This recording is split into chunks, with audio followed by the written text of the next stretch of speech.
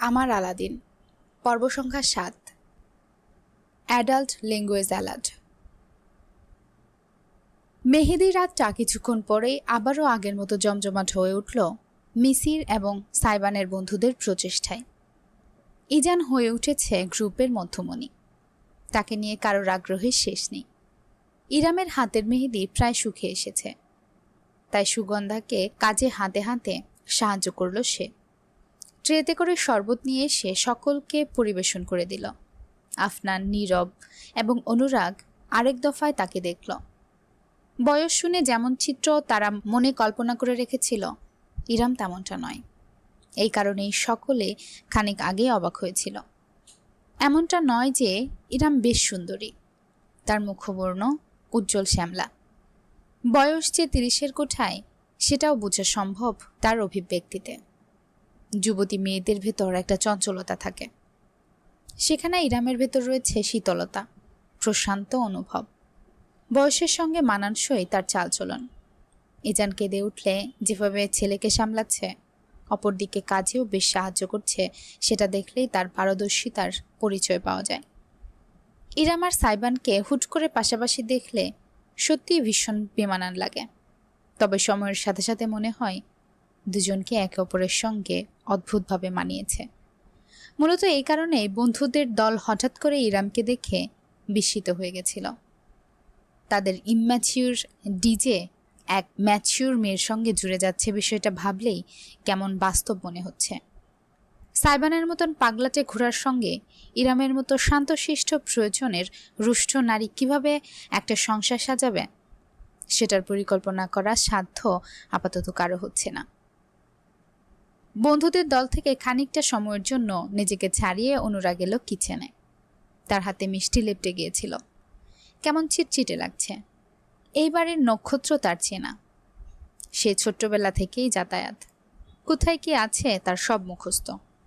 সিঙ্কে হাত ধুয়ে টয়লেটে হাত মুছে নিচ্ছিল সে। ঠিক এমন সময় পিছন থেকে ভিন্ন এক অস্তিত্বকে টের পেল। সুঘ্রাণটা নাকে এসে ঠেকল। ওই শরীরের ঘ্রাণ তার খুব চেনা, ভুল হওয়ার কোনো সুযোগ নেই। কেমন আছেন অনুরাগ? ধীরে সুস্থে ঘুরে দাঁড়ালো অনুরাগ। তার সামনে দণ্ডায়মান সারিকা জলজলের দৃষ্টিতে চেয়ে আছে। সিল্কি চুলগুলো কাঁধের দুপাশে ছড়িয়ে পড়েছে। অপূর্ব মায়া মায়া লাগছে মুখটা। কতদিন পরে দেখল অনুরাগ মুখটা, হিসেব নেই। দৃষ্টি এড়িয়ে গেল সে। তাকালো তীর্যকভাবে সারিকা যেখানে দাঁড়িয়ে, ঠিক তার পেছনের টেবিলের দিকে। ভালো, এক শব্দে জবাব দিল অনুরাগ। সারিকাও বুঝি কথা হারিয়ে ফেলেছে। নীরবে দাঁড়িয়ে নিজের পায়ের দিকে তাকিয়ে রইল রমণী। অনুরাগ গলা খাকড়ি দিয়ে সোজা হয়ে দাঁড়ালো। কতদিনের জন্য আসা হলো? বিয়ে শেষে চলে যাবেন? চোখ পিটপিট করল সারিকা, যেন ঘুর থেকে বেরিয়ে এসেছে। তেমনটাই পরিকল্পনা ছিল, কিন্তু আমাদের অ্যাপার্টমেন্টে রিনোভেশনের কাজ শুরু হচ্ছে। ও চায় আমি ততদিন আমার বাবার বাড়িতে থাকি। ও। উপহাসের হাসি হাসল অনুরাগ, একটুখানি। ঠিক পরক্ষণে নিজেকে সামলে নিল। চোখে আঙুল চালিয়ে সোজা হয়ে দাঁড়ালো। যাকগে, শুনে ভালো লাগলো যে আপনি সুখে আছেন। সারিকার ঠোঁটে অতি সূক্ষ্ম এক বেদনার হাসি ফুটল বুঝি। অনুরাগ দেখল না, দেখতে চায় না, শুধু কষ্ট বাড়ে। আমি যাই, আমাকে বোধহয় ওরা খুঁজছে। একটা বাহানা দিয়ে হন হন করে কিচেন থেকে বেরিয়ে গেল অনুরাগ। তবে সারিকার কণ্ঠস্বর তাকে জমে যেতে বাধ্য করল। আপনি বিয়ে করছেন না কেন? প্রথমটাই কিছু বলল না অনুরাগ। সারিকা ঝাপসা দৃষ্টিতে দেখল। তার কাজ চোরা উঁচু হয়ে আবারও ঝুলে পড়ল। সামান্য শব্দ করে তুলে হাসল। এবার সিনহাদের ছেলে। অতঃপর একটি দীর্ঘশ্বাস ফেলে বলল, বিয়ে এখনো হয়নি। ভগবান যখন চাইবেন তখন হয়ে যাবে, চিন্তা নেই। এইটুকু বলেই অনুরাগ বেরিয়ে গেল কিচেন থেকে। সারিকা ঠায় দাঁড়িয়ে রইল, যতক্ষণ বান্দাকে দেখা গেল। কখন যে তার বা চোখ থেকে এক ফোঁটা উষ্ণ অশ্রু গড়িয়ে পড়ল, সেটা একটুকুও পেল না। দ্রুত শাড়ির আঁচল দিয়ে চোখ মুছে ফেলে চেহারায় জোরপূর্বক শান্ত ভাব ফুটিয়ে সে কিচেনের বাইরের দিকে হাঁটা ধরল। যেই না সে বাইরে পা রেখেছে, অমনি এক অনাকাঙ্ক্ষিত দৃশ্যের মুখোমুখি হলো। দেয়ালের পাশে একদম নিঃশব্দে দাঁড়িয়ে আছে ইরাম, হাতে খালি গ্লাস ভর্তি ট্রে। খুব সম্ভবত কিচেনে এসব রেখে যেতে এসেছে। সারিকা ভ্রু কুচকে খানিকটা অশ্রুভাবাপন্ন দৃষ্টিতে তাকালো। এই মেয়ে কিছু শুনেছে নাকি? অথচ ইরাম যেমন শান্ত ছিল তেমনই শান্ত রইল। এগিয়ে এসে একদম নীরবে সারিকাকে পাশ কাটিয়ে কিচেনের ভেতর আড়াল হয়ে গেল সে। ভোর রাত 4টা বেজে এসেছে। আর কিছুক্ষণ বাদেই ফজরের ওয়াক্ত শুরু হয়ে যাবে। অথচ ইরামের চোখে কোনো ঘুম নেই। ইজান তার বুকের উপর পরম শান্তিতে নিদ্রাচ্ছন্ন। সারাদিনের কার্যক্রমে ওইটুকু দুধের বাচ্চা এমনভাবে ঘুমাচ্ছে যে একবারও ইরামকে জ্বালাতন করার জন্য জেগে ওঠেনি। ইরামের শরীর যেন ঝিম ধরে আছে। আর মাত্র কয়েক ঘন্টা, এরপরই তার জীবন নেবে এক নতুন মোড়। সে কি পারবে এই লড়াইয়ে টিকিয়ে থাকতে? জীবনটা তো তার জন্য কখনোই ভালো কিছু বয়ে আনেনি। নানান চিন্তা তাকে বিশ্রাম নিতে বাধা দিচ্ছে। শেষমেশ ইরাম হার মানল। ইজানকে বিছানায় শুইয়ে কোলবালিশ দিয়ে মাঝখানে রেখে উঠে এলো। এলোমেলো চুলগুলো আছড়ে খোপা বেঁধে উড়না গায়ে জড়িয়ে বেরিয়ে এলো বাইরে। সারা বাড়ি আধো অন্ধকার। সকলেই নিজেদের ঘরে বিশ্রাম নিচ্ছে। সকাল হতেই ব্যস্ততা শুরু হবে। ইরামতি নিঃশব্দে কিচেনে গিয়ে 1 কাপ চা বানালো নিজের জন্য। অতঃপর গরম ধোঁয়া ওঠা কাপ নিয়ে হাঁটতে হাঁটতে বাইরের বাগানে গেল। শেষ রাতের খোলা ঠান্ডা বাতাসে প্রাণ জুড়িয়ে এলো বুঝি। গরম চা মস্তিষ্কের অনেক প্যাচ খুলতে সাহায্য করছে। ইরাম যখন সবেমাত্র একটু স্বস্তি অনুভব করছিল, তখনই খেয়াল করল বাড়ির লোহার মেন গেটে হালকা খোলা। সেখান দিয়ে নিঃশব্দে গুটি গুটি পায়ে ভিতরে ঢুকছে কেউ। প্রথমে আবছায়া দেখা গেল। চোর নাকি? ইরাম উত্তেজিত হয়ে কয়েক পা এগিয়েই থেমে গেল। সাইবান চোরের মতোই ভেতরে ঢুকছে। পরনে কালো সিল্কের পাজামা সেট, ঘুমানোর পোশাক। চোখে মুখে একটা দ্রুততা, সঙ্গে দুষ্টমির ছাপ। নিশ্চয়ই কোনো কার্যসিদ্ধি করে এসেছে। তবে সব থেকে অবাক করার ব্যাপার হচ্ছে সাইবানের পায়ের কাছে কিছু ছোট্ট প্রাণীর অস্তিত্ব। 3টে ছোট ছোট ইঁদুর। হ্যাঁ, একদম মুরগির বাচ্চা সাইজের, সাদা এবং বাদামি বর্ণের ইঁদুরের ছানা। ইরাম প্রথমে নিজের চোখেই বিশ্বাস করতে পারল না। সাইবান বেশ খানিকটা এগিয়ে আসার পর ইরামকে দেখে থমকালো। তবে চোখে মুখে কোনো অভিব্যক্তি ফুটতে দিল না। শুধু হালকা একটু কেশে শুধালো, ঘুমাননি এখনো? তবে ইরামের সমস্ত মনোযোগ এখন সাইবানের পায়ের কাছে ঘুরঘুর করতে থাকা ইঁদুরের ছানার দিকে। তুমি কোথা থেকে ইঁদুর ধরে এনেছ? ইরাম বিস্ময় নিয়ে জিজ্ঞেস করতেই সাইবান চোখ মুখ কুঁচকে ফেলল, যেন অপমানিত হয়েছে। ইঁদুর? ইঁদুর হবে আপনার ভাই? এগুলো হামস্টার, আমার বাচ্চারা। ফেলফেল করে চেয়ে রইল ইরাম। সাইবান নুইয়ে নিজের হাতে তালুর উপর 3টি হামস্টারকে তুলে নিয়ে বুক পকেটের ভেতর রাখল। 3জনে ঠাসাঠাসি করে বসে মুখ বের করে দাঁত দেখাতে লাগলো। আঙুল তুলে পরিচয় করিয়ে দিল সাইবান। ধবধবে সাদাটাকে প্রথম দেখিয়ে বলল, ওর নাম চেঙ্গিস খান। ইরামের মাথায় বুঝি বাজ পড়ল। মানুষকে বহু ধরনের প্রাণী সে পালতে দেখেছে, কুকুর, বিড়াল, পাখি, মাছ, গরু, কিন্তু ইঁদুর, তাও এমন বলের মতো কিউট কিউট প্রাণীগুলো পালছে কিনা একটা জুয়ান ছেলে মানুষ, যার চরিত্রের সঙ্গে কিউট শব্দটা একেবারেই যায় না। উপরন্তু পালিত পশু পাখির নাম ছোট ছোট শব্দে রাখে। লালু, কালু, টম, টমি, পুচু, পুচি, কত কি। সাইবান কিনা ওই ইঞ্চি কয়েক সাদা পশমের বলটার নাম রেখেছে চেঙ্গিস খান। এসব মানা যায়? সাইবানের ইরামের হতবিহ্বলতার প্রতি বিশেষ মনোযোগ নেই। আঙুল দিয়ে সে সাদা আর বাদামি পশমের মিশেলের হামস্টার দেখিয়ে বলল, কিম জং হিটলার। অবশেষে গোটা প্রায় বাদামিটাকে দেখিয়ে বাঁকা হেসে জানালো, আর এটা বারাক ওয়াসামা। ইরামের প্রচণ্ড হাসি আসছে। অট্ট হাসি হাসতে ইচ্ছে করছে, ঠোঁটে ঠোঁট চেপে সে শক্তভাবে চায়ের কাপ ধরে রাখল। 3টা ইঁদুরের ছোট্ট ইঁদুর বড় বড় মায়াবী চোখে তার দিকে তাকিয়ে আছে। আর এদের ডাকতে হবে কিনা চেঙ্গিস, হিটলার, ওবামা, ওসামা বলে। ওরা বাচ্চা দিলে কি নাম রাখবে?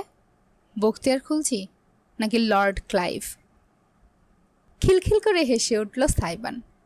ছেলেটা সবসময়ই হাসে, তবে সে দুষ্টুমির হাসির সঙ্গে এই হাসির একটা বিস্তর ফারাক আছে। সাইবানের তীক্ষ্ণ সুচালো দাঁত দুটো ঠোঁটের দুপাশ থেকে বেরিয়ে এসেছে, খানিকটা ভ্যাম্পায়ার গোছের দেখতে লাগছে। অকৃত্রিম হাসিটার দিকে ইরাম প্রয়োজনের চাইতেও খানিক বেশি সময় ধরে কেন তাকিয়ে রইল বুঝতে পারল না। ভালো আইডিয়া, কিন্তু আপনি ফেল। নাম দেওয়ার কম্পিটিশনে আমি সবার আব্বু লাগি। খানিকটা ভাব নিল সাইবান, পায়ে পায়ে এগোলো। তারপর হুট করেই ইরামের হাত থেকে আধ খাওয়া চায়ের কাপটা নিজের হাতে নিয়ে চুমুক দিল। এই, এটা আমি খাচ্ছিলাম। ইরাম হাত বাড়িয়েও চা বাঁচাতে পারল না। সাইবান চুমুক দিয়ে সবটুকু গিলে ফেলে খালি কাপটা তার হাতে রেখে দিল। জিভ দিয়ে ঠোঁট চেটে নিয়ে বলল,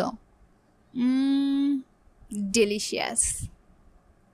নাক কুচকে বিরক্তি নিয়ে ইরাম বলল, আমি চা ভালোই বানাই। আমি চায়ের কথা বলিনি। ড্যাব করে তাকিয়ে থাকলো রমণী। সাইবানের কথার অর্থটা সে 1 মিনিট যাবৎ ধরতেই পারল না। মাথা নিচু করে চায়ের কাপের দিকে তাকালো সে। খেয়াল করল যেই ধারে চুমুক দিয়ে সে পান করেছিল, সাইবান ঠিক সেই স্থানেই চুমুক দিয়েছে। ইরামের ঠোঁটে দেওয়া হালকা ভ্যাজলিনের প্রলেপ সেখানে এখনো লেপ্টে আছে। ভ্যাজলিন ত্বকের জন্য উপকারী জানতাম, খেতেও চমৎকার এটা আজ জানতে পারলাম। সাইবানের চেহারা কুঁচকে গেল। আপনি একটা মুড স্পাইলার, সেটা জানেন? কোন মুডের কথা বলছো? হঠাৎ করে ইরামের একদম কাছে সরে এলো সাইবান, তবে সকালের মতন তাকে স্পর্শ করল না। শুধু গম্ভীর চোখে তাকালো তার চোখের দিকে। ইরাম হলফ করে বলতে পারবে 1 সেকেন্ডের জন্য সাইবানের দৃষ্টিটা তার চোখ থেকে ঠোঁটে নেমে গিয়েছিল। যেই মুডের জন্য মানুষ বিয়ে করে, সেই মুড। গেঞ্জিরা কোন মুডের কারণে বিয়ে করে? তীর্যক হাসল সাইবান। নুইয়ে নিজের মুখটা ইরামের মুখোমুখি আনল। তার বুক পকেটে হামস্টারগুলো চুকচুক করে সিল্কের কাপড় কামড়াতে কামড়াতে পালক পিতার কাণ্ড কারখানা দেখছে। জেনজি কোন মুডের কারণে বিয়ে করে সেটা আপনি আজ রাতই টের পেয়ে যাবেন, মাই ডিয়ার আপু।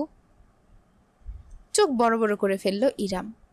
সাইবান আরেকটু বিস্তৃত হেসে যুক্ত করল, অন সেকেন্ড থট, এবার থেকে আমার আপু ডাকটা পরিহার করা উচিত, তাই না? কি নামে ডাকে আপনাকে বলুন তো? তুমি না নাম দিতে উস্তাদ, তোমার মুখ থেকেই শুনি। দাঁতের ঠোঁট কামড়ে গভীরতম দৃষ্টিতে তাকালো সাইবান। তার ভ্রু পিয়ার্সিং জলজল করে উঠল ভোরের কমলা আলোয়। দিলেন তো ঘেটু করে। আমার বউকে আমি কি নামে ডাকবো জানতে পারলে আপনি সইতে পারবেন না আপু। এতটাও দুর্বল মনে হয় আমাকে? হ্যাঁ, স্লো সে ... চোখ পিট করলো ইরাম। সাইবান এত আস্তে বিড়বিড় করে কথাটা বলেছে যে সে ঠিকঠাক মতো শুনতেই পায়নি। কি বললে? বিরাট হাসলো সাইবান। দূরের সরে দাঁড়িয়ে এবার জোর গলায় বলল, Snowfix, see you at our waiting soon. স্যালুটের ভঙ্গি করে সাইবান নিজের হামস্টার বাচ্চাদের আদর করতে করতে হেলে ধুলে ঘরের ভেতরে চলে গেল। ইরাম তাকে জিজ্ঞেস করার সুযোগও পেল না এই ভোর রাতে ছেলেটা কোথায় বের হয়ে গিয়েছিল, কি কাণ্ড করে এসেছে। সে শুধু অর্থবরের মতো দাঁড়িয়ে থাকল নিজের জায়গায়। পরক্ষণে হাতের খালি কাপটার দিকে তাকালো। সূর্যোদয় হতে শুরু করেছে। লালচে কমলা রশিতে ছেয়ে গিয়েছে গোটা ধরনী। দমকা হাওয়া এসে ইরামের ওড়না উড়িয়ে দিল। এক হাতে খোপা টেনে খুলে দিল সে। লম্বা চুলগুলো বাতাসে উঠতে লাগলো নদীর ঢেউয়ের মতন। চোখ বুজে ফেলল ইরাম। অনুভব করলো পৃথিবীটাকে। অবশেষে এই দিনটির আলো তার শরীর ছুঁয়ে দিল। নতুন শুরু নাকি নতুন সমাপ্তি, কোনটার সূত্রপাত ঘটবে আজ? সেটা এখন শুধুই সময় বলতে পারবে। ইরাম আপু, প্লিজ একবার আমার কথাটা শুনুন। এখান থেকে যাও আলাদিন, তোমার কথা আমি পরে শুনব। না, আপনাকে এক্ষুনি শুনতে হবে, এই মুহূর্তেই। আমার খুব দরকার আপু, পরে আসতে বলেছি। না, আমি এক্ষুনি বলবো, পরে। যাও আলাদিন, আমার চোখের সামনে থেকে দূর হও। ধরফর করে বিছানায় উঠে বসলো সাইবান। সমস্ত শরীর ঘেমে একাকার হয়ে গিয়েছে তার। এসি চললেও কোনো কাজই হচ্ছে না। বুকটায় ভারী চাপ জেগে বসেছে। পায়ের সঙ্গে কম্বল পেঁচিয়ে আছে তার। খানিক উদ্ভ্রান্তের মতন এদিক ওদিক তাকালো সে। তারপর একটি দীর্ঘ নিঃশ্বাস ছেড়ে দুহাতে নিজের মাথা চেপে ধরল। ঘড়ির কাঁটা 11টা পেরিয়ে গিয়েছে বুঝতে পেরে সে একদম নীরবে বিছানা ছেড়ে নেমে এলো। কিছুক্ষণ আগের দুঃস্বপ্নটা মন থেকে ছেড়ে ফেলার নীরব চেষ্টায় লিপ্ত হলো। সে বাথরুমে থাকতেই সাইমা দুবার ডেকে গেলেন। এরপর সুগন্ধা এলো তাকে মনে করিয়ে দিতে যে যেন সকালের জলদি নাস্তা খেয়ে তৈরি হয়ে নাই। বহুদিন বাদে আজ বেশ লম্বা একটা সময় নিয়ে গোসল করলো সাইবান। হালকা গরম পানি পূর্ণ বাথটাকে প্রায় ঘণ্টাখানেক বসে রইল। অতঃপর শরীর মুছে পরিপাটি হয়ে বেরোলো। সুগন্ধা নাস্তা দিয়ে গিয়েছে নাইট স্ট্যান্ডের উপর। একটা পরোটা অর্ধেক ছিঁড়ে মাংসর ঝোল মাখিয়ে গোটা মুখে দিয়ে সে ক্লোজেট থেকে পোশাক বের করে নিল। একটা কালো শার্ট, কালো ফর্মাল প্যান্ট, উপরে কালো হাতাবিহীন ভেস্ট। আয়নার সামনে দাঁড়িয়ে একে একে সবগুলো গায়ে জড়াতে জড়াতে নিজের ভাবনায় দুনিয়ায় খানিকের জন্য হারিয়ে গেল সাইবান। টেরও পেল না কখন আফনান, অনুরাগ আর নীরব তার রুমের ভেতর চলে এসেছে। নীরবের হাতে একটা বিশাল বড় ফ্লাওয়ার বুকে, এতটাই ভারী যে বেচারা একা ধরতে পারছে না। আফনানের সাহায্য লাগছে। দুজনের পরনেই ডিজাইনার পাঞ্জাবি। একমাত্র অনুরাগ ফর্মাল স্যুট পরেছে। তিনজনে সাইবানকে তৈরি হতে দেখে খানিক অবাক হলো। তোর বিয়েতে তুই কালো পোশাক পরছিস কেন? প্রশ্নটা করলো আফনান। সাইবান আয়নার প্রতিফলনের কারণে পিছনে দাঁড়ানো বন্ধুদের দেখল। তারপর মুচকি হেসে টাই বাঁধতে বাঁধতে উত্তর করল, শোক দিবসে মানুষ কালোই পরে। খিলখিল করে হেসে উঠল সবাই, শুধু অনুরাগ বাদে। বান্দা হেঁটে গিয়ে সাইবানের মুখোমুখি দাঁড়িয়ে আলগোছে বাঁধতে থাকা ট্রাইটা খুলে আবার নতুন করে বেঁধে দিতে দিতে বলল, এতই যখন শোক তখন নাচতে নাচতে বিয়ের পিটিতে বসছিস কেন? ওমা, আমার সুখ কে বলল? সুখ তো আমার বউয়ের। আমি শুধু তার পক্ষ থেকে সুখটা পালন করছি। চোখ টিপ দিয়ে উত্তর করল সাইবান। এবার না হেসে পারল না অনুরাগ। ছেলেটা একটা আলাদাই চিজ। নীরব মুখ টিপে বলল, দেখিস ভাই, বউয়ের শোক মেটানোর ঠেলায় বোলডোজার চালাস না। বিছানার কাঠের ওপর দয়াময়া করিস। ব্যাপার না, আমার বেড স্টিলের। বিশাল আকারের আধুনিক চকচকে কালো বর্ণের প্রলেপ দেওয়া ধাতব ডিজাইনের বিছানার দিকে ইঙ্গিত করল সাইবান। বন্ধুদের নিয়ে না পারতে মুখে হাত ঘষল অনুরাগ। হায় ভগবান, তোদের নিয়ে আমি আর পারি না। আফনান আর নীরব ফ্লাওয়ার বুকেটার দিকে এগোলো। সাইবানের হাতে তুলে দিল। বেচারা ফ্যালফ্যাল করে চেয়ে দেখল। তাজা গোলাপ, অনেকগুলো, গুনে ওঠা দেয়। তবে গোলাপ একা নয়, প্রত্যেক গোলাপের সঙ্গে জোড়ায় জোড়ায় লাগানো কিছু চকচকে সিলভার আর গোল্ডেনের ফয়েলের প্যাকেট। চোখ পিটপিট করল সাইবান। নীরব বলে উঠল, happy wedding bro, with 69 roses and 69 chocolate flavour. আজ রাতে 70 কিলোমিটারের বেশি গতিতে গাড়ি চালানো নিষেধ। সেফটির জন্য সব সময় হেলমেট ব্যবহার করবি। অ্যাক্সিডেন্ট হলে অকালে, কাঁদতে হবে আড়ালে। আফনান বলতেই আর সহ্য করতে পারল না সাইবান। মুখটা টকটকো হয়ে গেল তার। ফ্লাওয়ার বুকেটা তুলেই সপাত সপাত বন্ধুদের মাথায় মারতে লাগলো। মারের মাঝখানে চেঁচিয়ে চেঁচিয়ে বলল, আউযু বিল্লাহি মিনাশ শাইতানির রাজিম।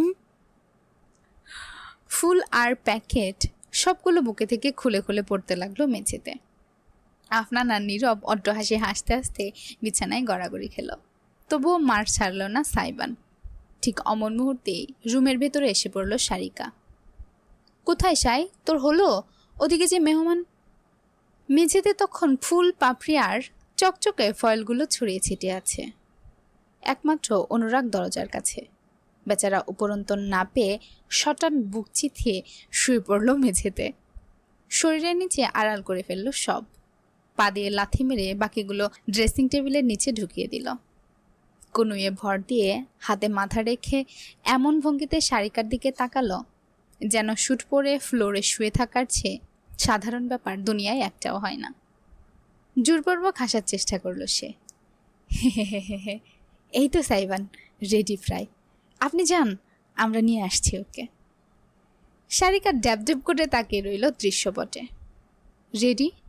তার ভাই বিছানার উপর উঠে বালিশ দিয়ে নিজের আপন দুই বন্ধুকে মারছে, যেন WWE বক্সিং চ্যাম্পিয়নশিপ হচ্ছে বিছানার উপর, আর সে জন সিনা।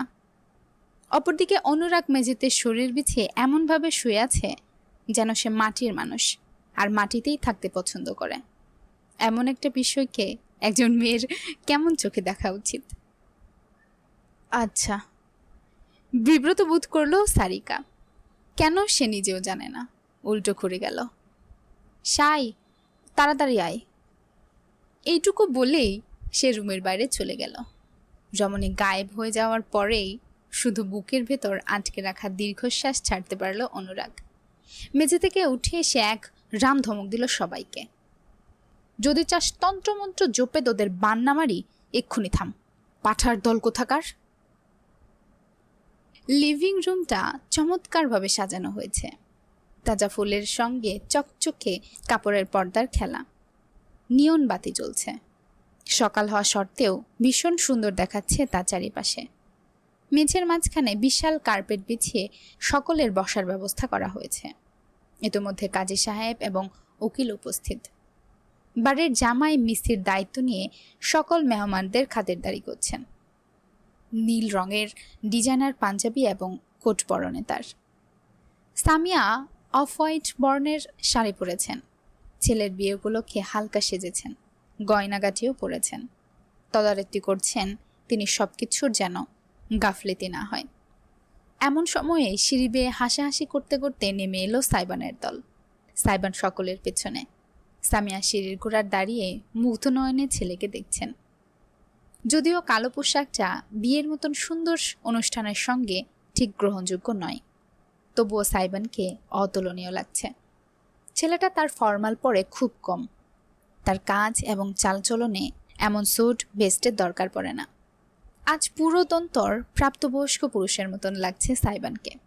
সে নিচে নেমে আসতেই সামিয়া দুহাত তুলে ছেলের মুখ ছুঁয়ে দিলেন। মাশাল্লাহ। মায়ের মুখ পানে চেয়ে মুচকে হাসল সাইবান। নুয়ে এলো সামান্য। সামিয়ার চোখ ছলছল করে উঠল।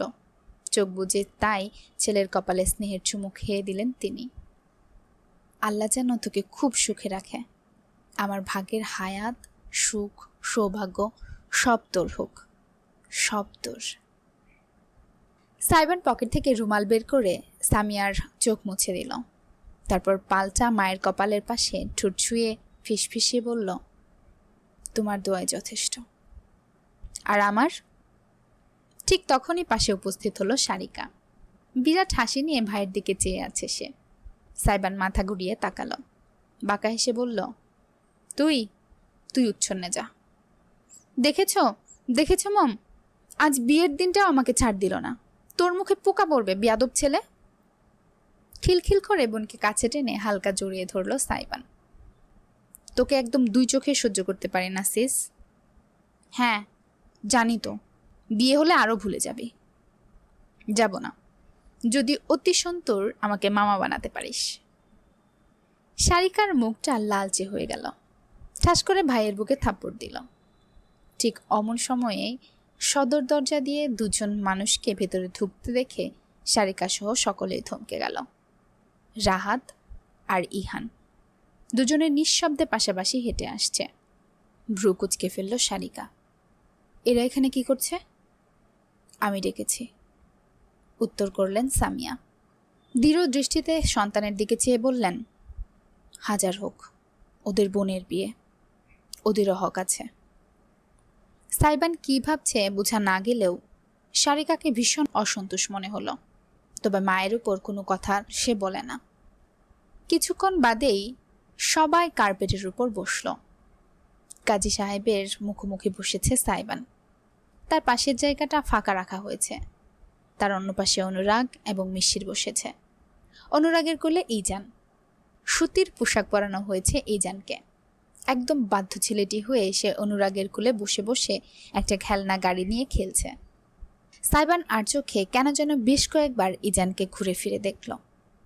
অচেনা মানুষের ভিড়ে বাচ্চাটা ঠিকঠাক আছে কিনা সেটা নিয়ে তার মনে একটা খচখচ ভাব কেন তৈরি হয়েছে সে বুঝতে পারছে না। মেয়েকে নিয়ে আসুন, আমরা কাজ শুরু করে দেই, দেরি কিসের? কাজী সাহেব বলতেই সামিয়া মাথা দুলিয়ে উঠে গেলেন, অন্দরমহলের আড়াল হয়ে গেলেন। সাইবান ঠায় নিজের জায়গায় বসে ইজানকে দেখতে লাগলো। বাচ্চাটা এখন খেলনার প্রতি আগ্রহ হারিয়ে মিশিরের কোটের বোতাম ধরে টানাটানি করছে। আনমনে মুচকি হাসল সে হাসিটুকু হঠাৎ করে জমে গেল দৃশ্যটি নজরে আসতেই।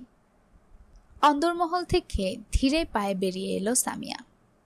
তার পাশেই ইরাম, জলপাই বর্ণের একটা চকচকে শাড়ি জড়ানো অঙ্গে, তাতে উজ্জ্বল সিলভার জরির কাজ।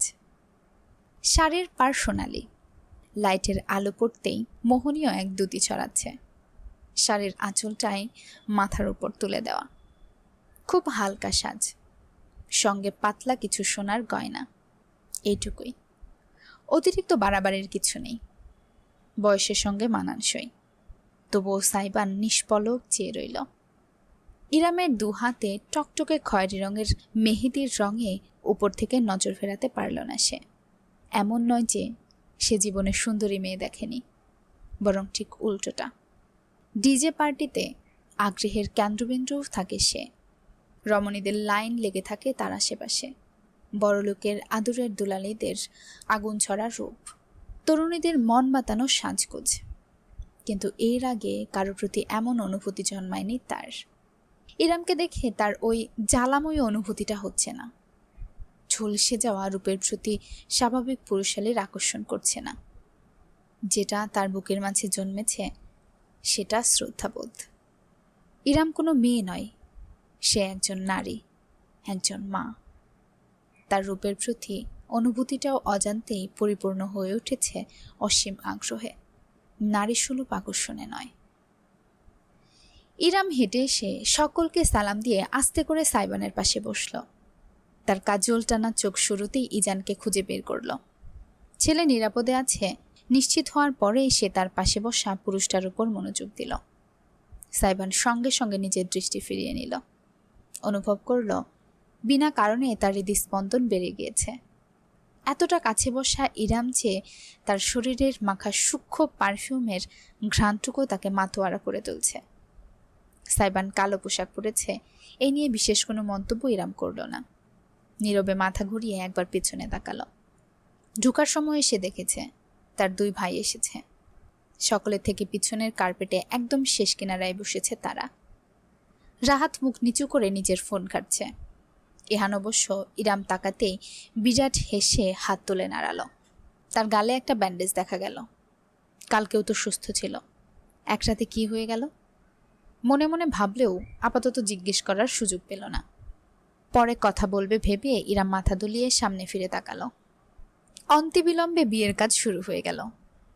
ইরামের বয়সের ব্যাপারটা আসলেও বুকের ভ্রু তুলে তাকালেও কাজী সাহেবের পক্ষ থেকে কোনো অস্বাভাবিক প্রতিক্রিয়া এলো না। তিনি অতি স্বাভাবিকভাবেই সব কিছু করছেন। সারিকার কয়েকজন বান্ধবী এসেছে দাওয়াতে। তারা অবশ্য এই মুহূর্তে কানাঘুষা শুরু করে দিল। সারিকা, কি ভাবছিস তোরা? তোর ভাইয়ের জীবনটা সবেমাত্র শুরু, আর সেখানে তাকে একবার চার মায়ের সাথে জড়িয়ে দিয়েছিস। 7 বছর, ভাই 3-4 বছর হলেও মানা যায়, কিন্তু এত? উনি তো অর্ধেক বুড়ি হয়ে গিয়েছেন, সাইবানের সঙ্গে যাবে কিভাবে? সারিকা প্রতিক্রিয়া না করার চেষ্টা করল, কিন্তু কথাবার্তা ততক্ষণে ছড়িয়ে গিয়েছে। যদিও সামিয়া এই ভয়ের একদম কাছের মানুষ ছাড়া কাউকে দাওয়াত করেনি, তবু এমন অনাকাঙ্ক্ষিত ব্যাপারটা তাকে একই সঙ্গে লজ্জিত এবং ক্রোধিত করল। তিনি রাগঢাক করলেন না, সোজাসুজি বসে বললেন, তোমরা না আধুনিক মেয়ে, এমন সস্তা মেন্টালিটি নিয়ে কিভাবে চলো? মেয়ে দুটো চুপ করে গেল সঙ্গে সঙ্গে। তবে একজনের মা বলে উঠল, ভাবি, কথা বলার মতন কাজ করলে তো লোকে কথা বলবেই। আমি সন্দেহ করেছিলাম আপনার ছেলের বিয়ে এত ছোট করে অনুষ্ঠান করছেন ভেবে, তবে এই ব্যাপারটা বুঝতে পারিনি। যতই বলুন, একজন ছেলে আর একজন মেয়ে তো আর এক না। মেয়েরা খুব তাড়াতাড়ি ম্যাচিউর হয়ে যায়, সেখানে আপনার ছেলে এত বড় একজনের সঙ্গে কিভাবে সংসার করবে সেটা মা হয়ে আপনার ভাবা উচিত ছিল। ভাবেননি বলেই অবাক হচ্ছি। এমনও মা হয় যেখানে ধর্ম একটা সম্পর্কে জায়েজ ঘোষণা করেছে, সেখানে সমাজ হয়ে প্রশ্ন করার আপনি কে? হঠাৎ করে ভেসে এলো কাজী সাহেবের তপ্ত কণ্ঠস্বর। মুহূর্তে পিনপতন নীরবতা নেমে এলো চারপাশে। কাজী সাহেব কাগজপত্র রেখে মুখ তুলে তাকালেন। মুখ ভর্তি সাদা দাড়ি, জলজলে চোখে পড়া চশমার ভেতর থেকে তিনি তাকালেন সামনে। আপনাদের শখ করে আগ্রহ নিয়ে একজন মা নিজের ছেলের বিয়ের সাক্ষী হতে দাওয়াত করেছেন। আপনাদের অতিথি হিসেবে মার্জিত আচরণ করা উচিত, সমালোচনা নয়। এবারেও কেউ কোনো কথা বলতে পারল না। কাজী সাহেব সরাসরি তাকালেন সাইবানের দিকে। আপনার স্ত্রী আপনার থেকে বয়সে বড়, আর তার একটি নাবালক শিশু সন্তান রয়েছে। এই নিয়ে আপনার আপত্তি আছে? সাইবান তীক্ষ্ণ দৃষ্টিতে তাকালো, অতঃপর জবাব দিল, না। মুচকি হাসলেন কাজী সাহেব। বেশ, তবে আমরা নিকার কার্যক্রম জারি রাখি। উকিল এবং কাজী সাহেব মিলে সবকিছু ঠিকঠাক করার পর অবশেষে এলো সেই মহেন্দ্রক্ষণ। মরহুম রইজুল কিবরিয়ার সুযোগ্য কন্যা ইরাম কিবরিয়া। আপনি কি 11,11,101 টাকা দেনমোহর ধার্যে AKM আহমদ উদ্দিনের সুযোগ্য পুত্র সাইবান আলাদিনকে নিজের স্বামী হিসেবে গ্রহণ করতে রাজি? রাজি থাকলে কবুল বলুন। একটি দীর্ঘশ্বাস টানল ইরাম। তার মনে হলো কয়েক সেকেন্ডের ভেতর নিজের গোটা জীবন থেকে ঘুরে এলো সে। জন্ম, বাবার চোখের মণি হয়ে ওঠা, বাবার চলে যাওয়া, গোটা সংসারের দায়িত্ব কাঁধে ফেলা, দুই ভাইকে মায়ের মতন স্নেহ ভালোবাসা দিয়ে গড়ে তোলা, 30 পেরিয়ে বিয়ের বন্ধনে বসা, প্রাক্তনের সঙ্গে দেখা, ভালোবাসার জীবনের স্বপ্ন খান খান হয়ে যাওয়া, ইজানের জন্মের ভেতর দিয়ে জীবনের পরিপূর্ণতা আসা, এবং আজ সব জল্পনা কল্পনার অবসান। অসম এক সম্পর্কে নিজেকে জড়ানো। আজকের বিয়ের দিন। তবুও সমাজের চুলছেরা বিশ্লেষণ থেকে সে ছাড় পায়নি, ভবিষ্যতেও পাবে না। এই সমাজ তাকে মায়া দেখাবে না। ছলছল চোখে সে তাকালো অদূরে অনুরাগের কোলে বসে থাকা ইজানের দিকে। যেন জননীর চোখের ভাষা বুঝতে পেরে ওই মুহূর্তে ইজান শব্দ করে উঠল, আই। হেসে ফেলল ইরাম। দ্রুত চোখ মুছে নিয়ে ছেলের দিকে তাকিয়ে গভীর গলায় বলল, কবুল। তোমার জন্য এই মায়ের সবকিছুই কবুল। সকলে একযোগে আলহামদুলিল্লাহ বলে সাধুবাদ জানালো। এরপরে কাজী সাহেব ফিরলেন সাইবানের দিকে। AK আহমদ উদ্দিনের সুযোগ্য পুত্র সাইবান আলাদিন, আপনি কি 11,11,101 টাকা দেনমোহর ধার্যে মরহুম জয়জুল কিবরিয়ার সুযোগ্য কন্যা ইরাম কিবরিয়াকে নিজের স্ত্রী হিসেবে গ্রহণ করতে রাজি? রাজি থাকলে কবুল বলুন। সাইবান এক নজর তাকালো নিজের পরিবারের দিকে। সামিয়া ঝাপসা চোখে তাকিয়ে আছেন। ছেলের জীবনের গুরুত্বপূর্ণ এই মুহূর্তটায় চোখের পানে ধরে রাখতে পারছেন না। অপরদিকে সারিকা একটি বৃদ্ধা আঙুল তুলে তাকে থামস আপ দেখালো। দুলাভাই মিষ্টির মাথা নেড়ে তাকে উৎসাহ দিল। বন্ধুরাও অধীর আগ্রহে হাসি মুখে তাকিয়ে আছে। চোখ বুঝল সাইবান। একটা মাত্র শব্দ তার গোটা জীবনকে বদলে দেবে। এমনভাবে বদলে যাবে যে সে হয়তো আর কখনোই ফিরে আসতে পারবে না। এই শুরু, এই শেষ। অবশেষে চোখ খুলল সে। অতিরিক্ত চিন্তায় কিংবা ভয়ে নাকি সাইবান বলতে পারবে না। তার মুখ থেকে বের হয়ে এলো, কবর। বাজ পড়লেও বুঝি মানুষ এত অবাক হয় না যতটাই সাইবানের কথা শুনে হলো। জিভ কামড়ে ধরলো বেচারা। কি বলে ফেলেছে উত্তেজনার ঠেলায়। পাশে বসা ইরাম খানিকটা ব্যথিত দৃষ্টিতে চেয়ে আছে। তবে কি সাইবান তাকে গ্রহণ করতে পারছে না? সেটাই তো হওয়ার কথা ছিল। সত্যিই তো, কিভাবে অন্য কিছু আশা করা যায়? মুখ নত করে কোলের দিকে চেয়ে থাকলো ইরাম। বুকে বুঝি ভারী পাথর চেপে বসেছে তার। ঠিক এমন সময়ে একটি পুরুষশালী শক্তিশালী হাত তার মেহেদিরাঙা হাতের উপর চেপে বসল। দৃষ্টি প্রসারিত হয়ে গেল ইরামের। তার কানে সুগভীর কণ্ঠে জবাবটি ভেসে এলো বাঁধ ভাঙা জোয়ারের মতন।